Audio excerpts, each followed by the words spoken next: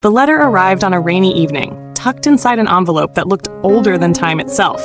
Its edges frayed, its ink smudged as though it had traveled through storms no one alive had ever seen. She almost didn't notice it at first, lying there on her doorstep, drenched and fragile. But something about the way her name was written, sharp, deliberate, almost trembling, made her pause. She bent down, picked it up, and felt a chill run through her spine. The year stamped on the corner wasn't 2025, it was 2050. And the words inside would change everything she thought she knew about love, destiny, and the man she had just met. She tore it open with trembling fingers, her heart pounding as though it already knew what was coming. The letter was short, but every word carried the weight of 1,000 warnings. "Do not fall in love with him," it began. "If you do, the world you know will collapse. He is not who you think he is. He will destroy you and everything you care about. Trust me, I am you, writing from 25 years into the future." She froze, her breath caught in her throat. The handwriting was hers, older, shakier, but undeniably hers. She dropped the letter, staring at it as though it might burn her. Who was him? And why would her future self go to such lengths to stop her? The timing was uncanny. Just 3 days earlier, she had met Adrian. He was charming, mysterious, the kind of man whose presence filled a room without effort. His smile was disarming, his voice smooth, and his eyes carried secrets she couldn't quite decipher. From the moment they spoke, she felt something stir inside her, something she hadn't felt in years. It was as though fate had placed him in her path, and now fate was warning her to run.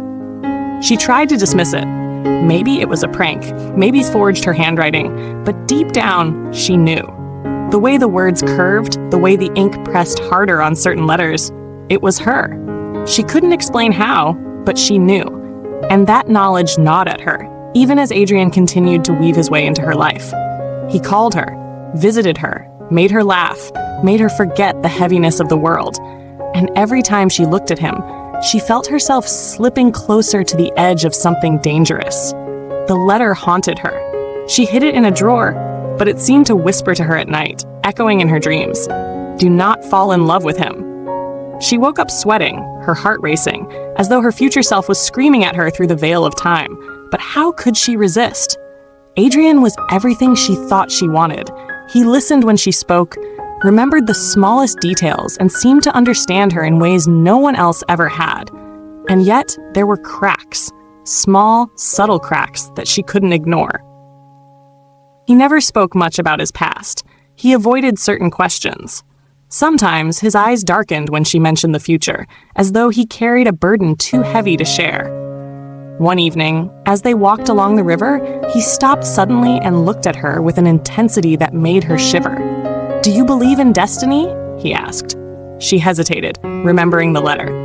"I don't know," she whispered. He smiled, but it wasn't the kind of smile that brought comfort. It was the kind that hid something. "You should," he said softly, "because destiny is already written, and sometimes it's cruel." She felt her stomach twist. Was he hinting at something? Did he know? Or was it just coincidence? Days turned into weeks, and her resistance crumbled. She tried to stay away, tried to remind herself of the warning, but Adrian's presence was magnetic. Every time she thought of leaving, he pulled her back with a word, a glance, a touch. And slowly, she began to wonder if the letter was wrong. Maybe her future self had been bitter, broken, mistaken. Maybe love was worth the risk. But then, strange things began to happen. Her phone glitched, showing dates that didn't exist. She received emails with timestamps from years ahead. Once, her reflection in the mirror lingered a second too long, as though it wasn't her reflection at all, but someone watching her from another time. And always, the letter echoed in her mind. "Do not fall in love with him." She started to notice things about Adrian she hadn't before. The way he seemed to know things he shouldn't. The way he sometimes spoke about events before they happened. Once, he mentioned a storm that hadn't yet arrived, and 2 days later, it came exactly as he described. She confronted him, but he brushed it off with a laugh. "I just have a feeling," he said. But she knew it was more than that. The truth began to unravel one night when she found him in her study, staring at the drawer where she had hidden the letter. His face was pale, his hands trembling. "Where did you get that?" he demanded. She froze. "What do you mean?" He stepped closer, his voice low, urgent. The letter. Who gave it to you? She swallowed hard. It was just there, on my doorstep. His eyes darkened, and for the first time, she saw fear in him. You shouldn't have read it, he whispered. You weren't supposed to know. Her heart pounded. Know what? He looked at her, and in that moment, she realized he wasn't just a man. He was something else, something tied to the future she had been warned about. He confessed, slowly, reluctantly. He wasn't from here, not entirely. He had crossed paths with time itself, carrying secrets that could shatter the world. He wasn't supposed to exist in her life, but somehow he had. And if she loved him, if she chose him, the timeline would fracture. The world she knew would collapse into chaos.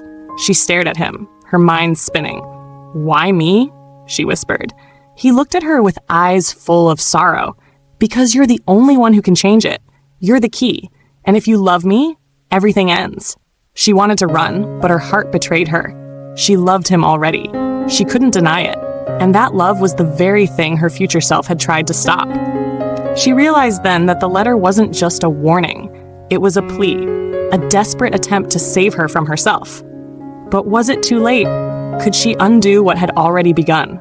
The nights grew heavier, the air thicker, as though the world itself was holding its breath. She tried to distance herself, but Adrian's presence lingered like a shadow. He begged her to let go, to forget him, but every word only pulled her deeper. And then one final letter arrived. This time, it wasn't on her doorstep. It was in her own handwriting, left on her desk, though she hadn't written it. You have already chosen, it read.